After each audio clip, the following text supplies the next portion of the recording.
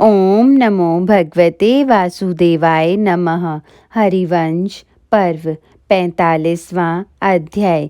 इस अध्याय में हम जानेंगे देवासुर संग्राम एवं औरव अग्नि की उत्पत्ति। वैशंपायन जी कहते हैं, जन्मेजय एक दूसरे पर विजय पाने की इच्छा वाले देवताओं और असुरों की उन सेनाओं में उस समय घोर युद्ध आरंभ हो गया। दानव सैनिक नाना प्रकार के हथियार उठाए देवताओं के साथ युद्ध करते हुए उनसे भिड़ गए, मानो एक श्रेणी के पर्वत दूसरी श्रेणी के पर्वतों से टकरा रहे हैं। देवताओं और असुरों का वह तुमुल युद्ध अत्यंत अद्भुत प्रतीत होता था, मानो धर्म और अधर्म परस्पर जूझ रहे हों, दर्प और विनय एक दूसरे से लड़ रहे हों।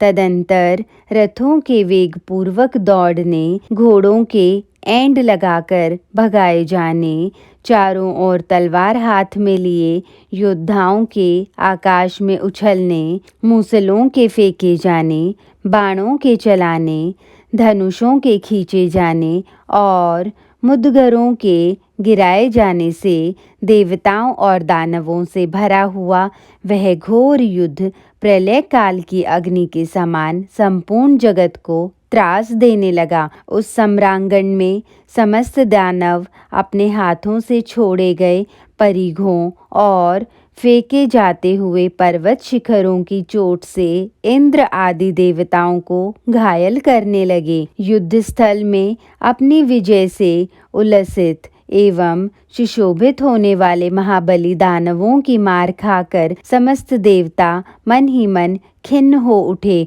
उन्हें बड़ी पीड़ा हुई। दैत्यों ने अपने अस्त्र समूहों से देवताओं को मथ डाला, परिघों की मार से उनके मस्तक फोड़ डाले और वक्षः स्थल विदीर्ण कर दिए। उस समय देवता अपने घावों से बहुत रक्त बहा रहे थे। दैत्यों ने फंदों के जाल बिछाकर देवताओं को निरुपाय कर दिया और बाणों के प्रहार से उन्हें इतना घायल कर दिया कि वे अपने अंगों से रक्त की धारा बहाने लगे। दानवों की माया के वशीभूत होकर वे हिलने डुलने की भी शक्ति खो बैठे।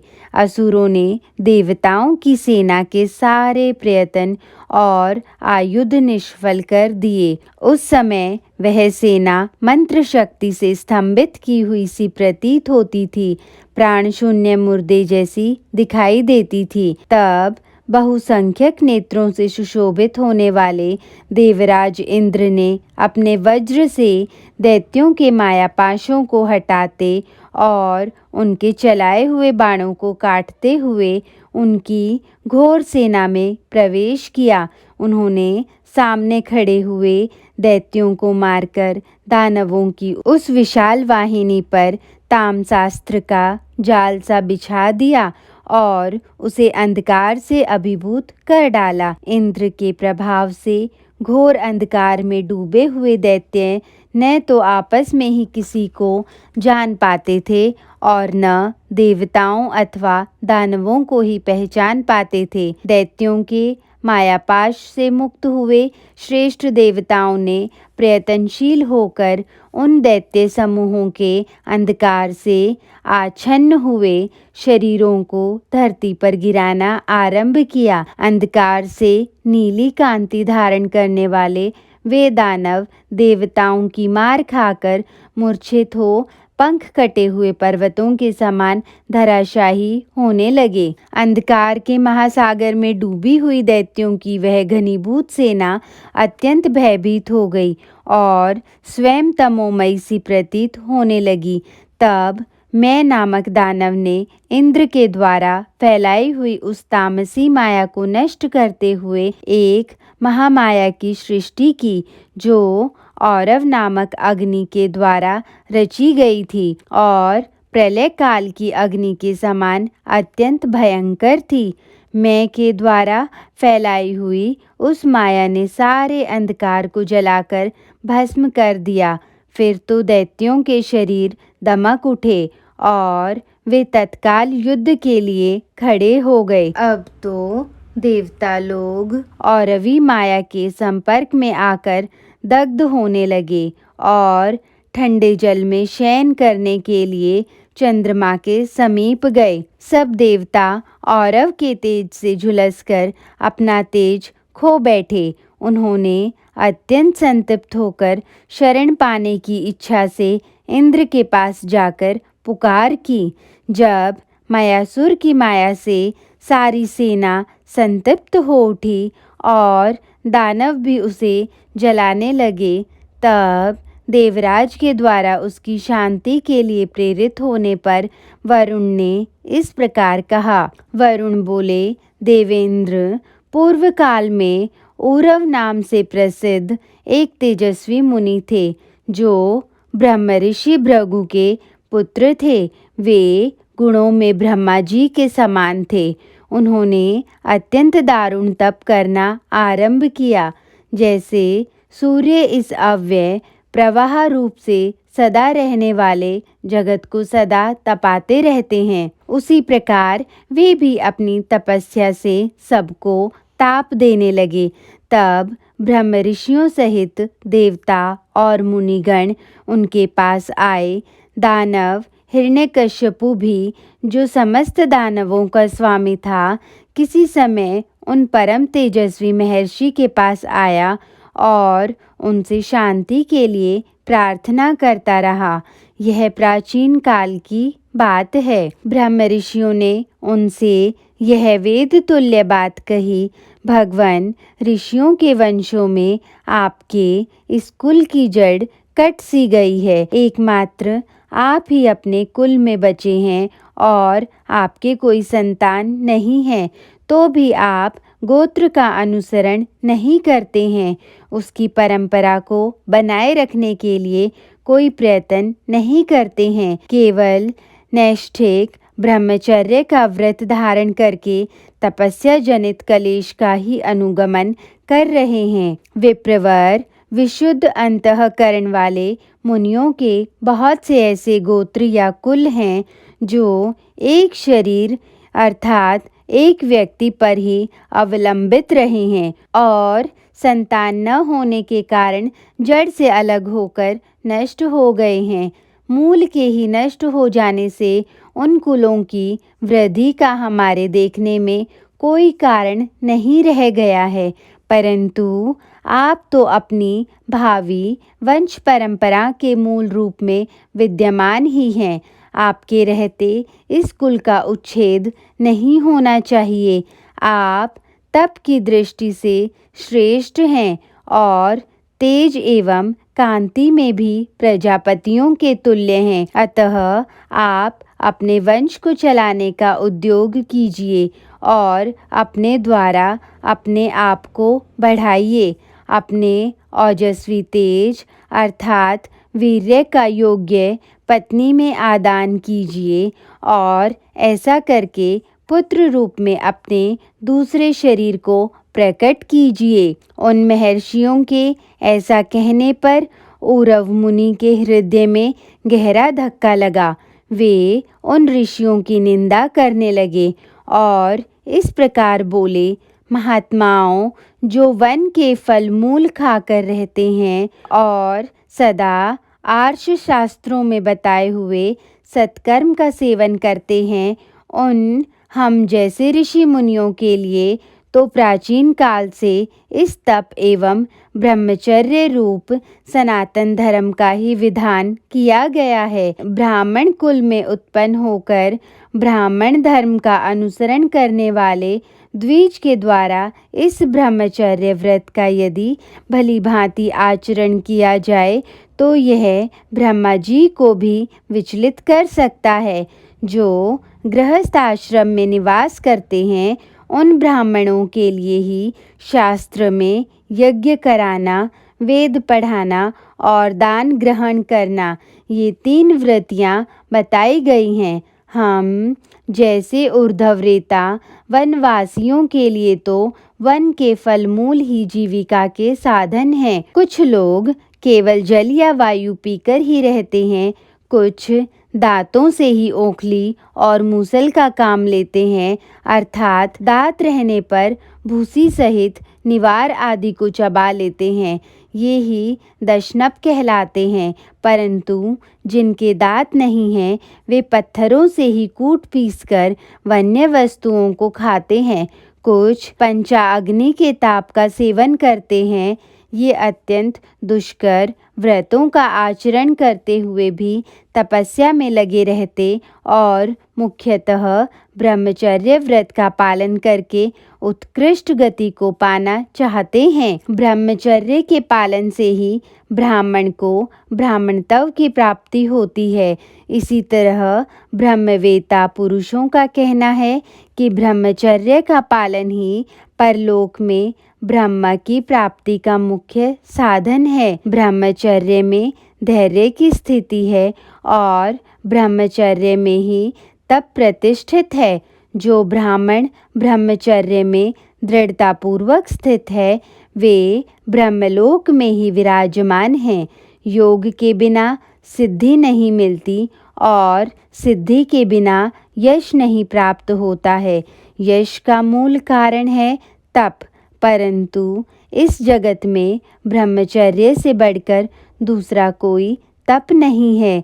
अतः इंद्रिय समुदाय को तथा शब्द आदि सूक्ष्म भूत रूप उसके विषय समूह को वश में करके ब्रह्मचर्य पालन पूर्वक रहें। इससे बढ़कर और कौन सा तप हो सकता है। अवश्य कर्तव्य ध्यान रूप योग के अभाव में भी सिर मुड़ा लेना, परलोक सुधारने का संकल्प न रहने पर भी केवल लोक रंजन के लिए कृच्छ आदि व्रतों का आचरण करना तथा ब्रह्म की प्राप्ति को लक्ष्य बनाकर नियमित वेदाध्ययन के बिना ही ब्रह्मचर्य के नियमों का आश्रय लेना, ये तीनों दंभ कहलाते हैं। जब ब्रह्मा जी ने मन के द्वारा मानसी प्रजा, सनत कुमार आदि की सृष्टि की थी, उस समय स्त्री कहाँ थी, स्त्री पुरुष का संयोग कहाँ था और चित्त की विकृति अर्थात कामातुरता भी कहाँ थी। महर्षियों, आप लोग अमेय आत्मबल से संपन्न हैं।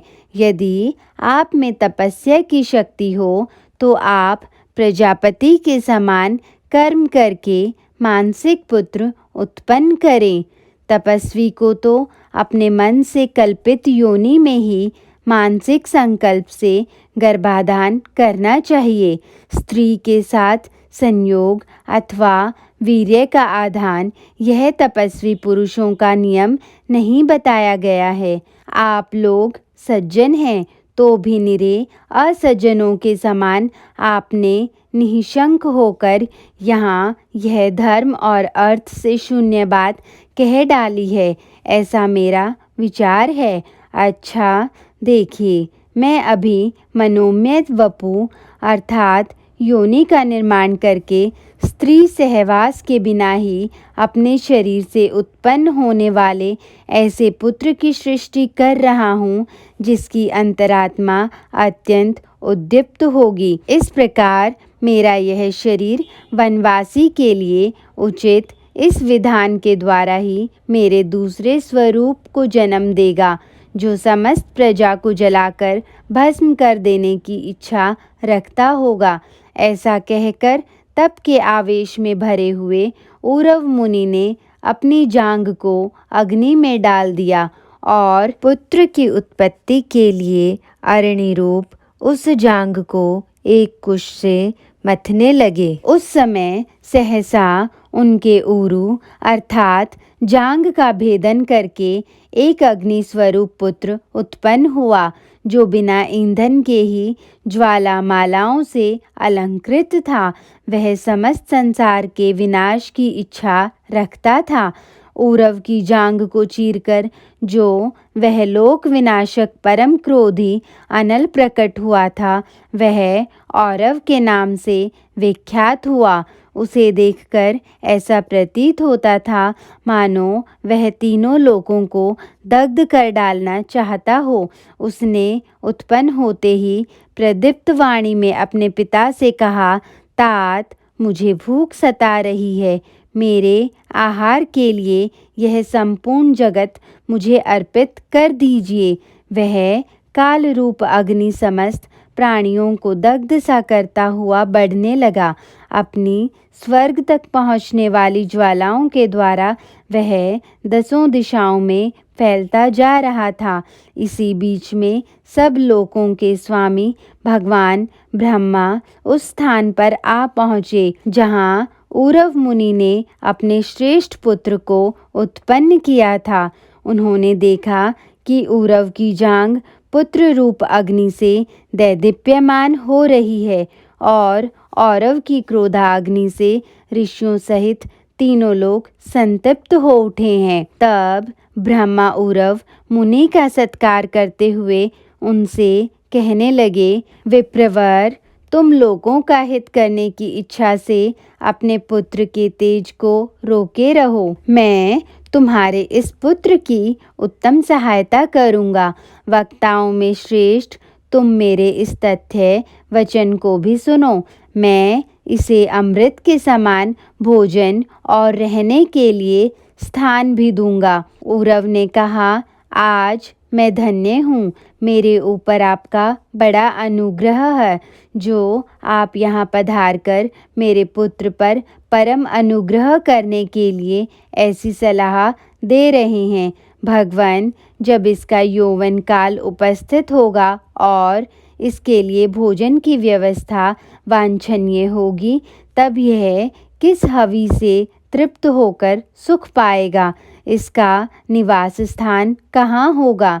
इस महान शक्तिशाली पुत्र की शक्ति के अनुरूप आप किस भोजन की व्यवस्था करेंगे? ब्रह्मा जी ने कहा, विप्रवर, जिसकी आकृति घोड़ी के मुख के समान है, समुद्र के उस मुख में इसका निवास होगा। जल मेरी योनि है और उस समुद्र एवं उसके मुख का स्वरूप भी जल में ही है। उसी जल को मैं तुम्हारे पुत्र के लिए हविष्य रूप में अर्पित करता हूँ और उसके लिए रहने का स्थान भी वही होगा। यह जल में हविष्य का पान करता हुआ सदा वहीं रहे। सुव्रत, तदंतर प्राणियों का प्रलय काल आने पर यह और मैं दोनों साथ साथ संपूर्ण लोकों में बारंबार विचरेंगे। इस अग्नि को मैंने जलाहारी बना दिया। यह प्रलय के समय देवता, राक्षस और असुर आदि समस्त प्राणियों को भस्म करने वाला होगा। तब एवं अस्तु कहकर उस औरव नामक अग्नि ने अपनी ज्वालाओं को समेट लिया और पिता के शरीर में यश रूपी तेज को स्थापित करके उसी क्षण समुद्र के मुख में प्रवेश किया। तब ब्रह्मा जी लौट गए तथा औरव अग्नि के प्रभाव को जानने वाले वे सब महर्षि भी अपने अपने स्थान को चले गए। इस अद्भुत घटना को देखकर हिरण्यकश्यपु ने उरव को साष्टांग प्रणाम करके उनका पूजन किया और यह बात कही, भगवान, आपने समस्त लोकों के सामने यह अद्भुत बात कर दिखाई। मुनि श्रेष्ठ, आपकी तपस्या से पितामह ब्रह्मा भी बहुत संतुष्ट हैं। महाव्रत, यदि आप मेरे कर्मों को देखकर मुझे प्रशंसा के योग्य समझते हो तो मुझे अपने पुत्र का और अपना किंकर समझें। अतः मुनिश्रेष्ठ, मैं शरण में आकर आपकी ही आराधना में तत्पर हूँ। आप मुझ पर कृपा दृष्टि कीजिए। यदि मैं कष्ट में पड़ा तो यह आपकी ही पराजय होगी। उरव मुनि ने कहा, सुव्रत, तुम मुझे अपना गुरु या पिता मान रहे हो, अतः मैं धन्य हूँ। यह तुम्हारा मुझ पर महान अनुग्रह है। मेरी इस तपस्या के प्रभाव से अब तुम्हें यहाँ कोई भय नहीं होगा। साथ ही तुम मेरे पुत्र के द्वारा रची हुई इस माया को ग्रहण करो। इस ईंधन रहित अग्निमयी माया का स्पर्श करना साक्षात अग्नि के लिए भी कठिन होगा। यह माया तुम्हारे जीवन काल तक सदा तुम्हारे वंशजों के वंश में होकर रहेगी और शत्रुओं का दमन करते समय यह अपने पक्ष वालों की रक्षा तथा शत्रुओं का संहार करेगी। तब एवमस्तु कहकर दानवराज ने उस माया को ग्रहण कर लिया और प्रसन्न हो कृतार्थता का अनुभव करता हुआ उन मुनिवर को प्रणाम करके स्वर्ग को चला गया।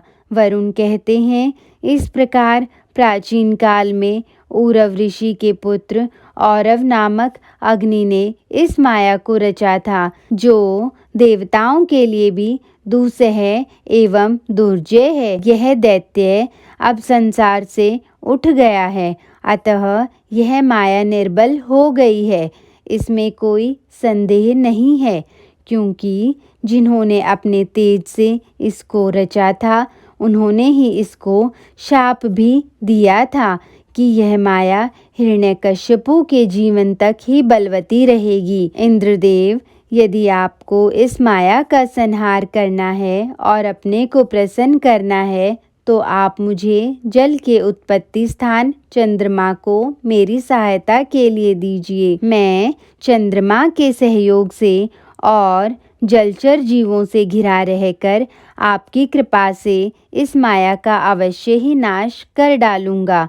इस प्रकार श्री महाभारत के खेल भाग हरिवंश के अंतर्गत हरिवंश पर्व में औरव अग्नि के उत्पत्ति विषयक 45वां अध्याय पूरा हुआ।